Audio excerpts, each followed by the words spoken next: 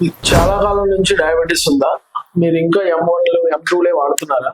అయితే మీ కిడ్నీకి, మీ హార్ట్‌కి, మీ కళ్ళకి చాలా రిస్క్ ఉంటుంది. డయాబెటీస్ అనేది ఒక షుగర్ కంట్రోల్ మాత్రమే కాదండి.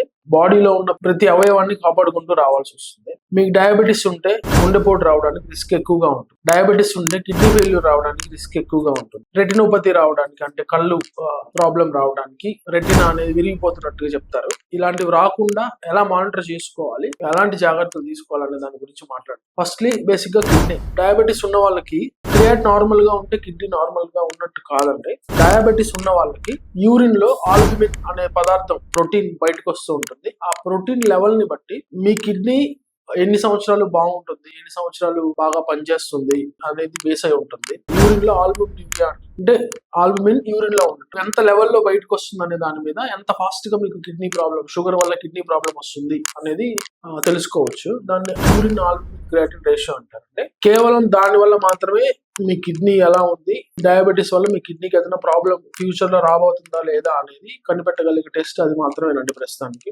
జనరల్ గా పేషెంట్స్ అందరూ వచ్చి క్రియాటిన్ బానే ఉంది, యూరియా బానే ఉంది, క్రియాట్ బానే ఉంది, ఆ కిడ్నీ బానే ఉంది, అదంటే ప్రాబ్లం లేదని చెప్తుంటారు. యూరిన్ లో ఆల్బుమిన్ అనేది మాత్రమే మీ కిడ్నీని డయాబెటీస్ నుంచి ఎంత తక్కువగా ఆల్బుమిన్ అనేది బయటకు వస్తే అంత ఎక్కువ కాలం మీ కిడ్నీ సురక్షితంగా ఉండడానికి అవకాశం ఎక్కువగా ఉంటుందండి. ఈ ఆల్బుమినూరియా అని అంటే ఈ ఆల్బుమిన్ క్రియాటిన్ రేషియో పెరిగితే దానికి సపరేట్ గా మెడికేషన్ వాడాల్సి వస్తుంది. అంటే షుగర్ బిళ్ళలోనే ఒక రకమైన మెడికేషన్ వేసుకోవాల్సి వస్తుంది. అది మీరు వేసుకుంటున్నారా లేదా, మీ ఆల్బుమిన్ క్రియాటిన్ రేషియో ఎంత ఉంది తెలుసుకోవాలంటే మన హాస్పిటల్ విజిట్ చేయండి. హార్ట్ ప్రాబ్లం, మీకు డయాబెటీస్ ఉంటే హార్ట్ ప్రాబ్లం రావడానికి ఛాన్సెస్ ఎక్కువగా ఉంటాయండి. ఆ హార్ట్ ప్రాబ్లమ్ ని ఎలా ప్రిడిక్ట్ చేయొచ్చు, దాన్ని రాకుండా ఎలాంటి మెడికేషన్ తీసుకోవాలి.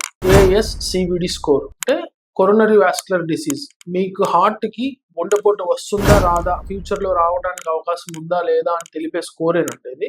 దాన్ని బీపీ ఎంత ఉంది, ఎలా ఉంది అనే దాని మీద కొన్ని పారామీటర్స్ ఉంటాయి. అవన్నీ డిసైడ్ చేసుకొని దాని ప్రకారంగా గుండెకి కూడా ఇబ్బంది రాకుండా ఉండే మెడికేషన్ వాడాలండి. కేవలం M1లు M2ల మీద షుగర్ కంట్రోల్ అయినంత మాత్రాన మీరు సురక్షితంగా ఉన్నారని అనుకోవడం కరెక్ట్ కాదు.